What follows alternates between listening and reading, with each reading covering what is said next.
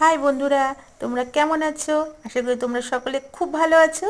দেখো, আজকে তোমাদের সাথে আমি একটা ছোট্ট মিনি কেকের ডিজাইন শেয়ার করব। তো কেকটা এতটাই ছোট হয়েছে যে আমার হাতের তালুর থেকেও ছোট হয়েছে। তো কেকটাকে আমি একদম সিম্পলভাবে ডেকোরেশন করেছি। প্রথমে ক্রিম দিয়ে কেকটাকে ফিনিশিং করে উপরে একটা প্রজাপতি, গোলাপ ফুল আর পাতা দিয়ে আর দুটো গোল্ডেন কালারের বল দিয়ে কেকের ডেকোরেশনটা কমপ্লিট করেছি। আর উপরে কিছু গোল্ডেন কালারের সুগার বল ছিটিয়ে দিয়েছি। ব্যাস, এভাবেই আমি আমার কেকটা কমপ্লিট করে ফেলেছি। তা এই কেকটা তোমাদের কেমন লাগছে তোমরা আমাকে জানাও।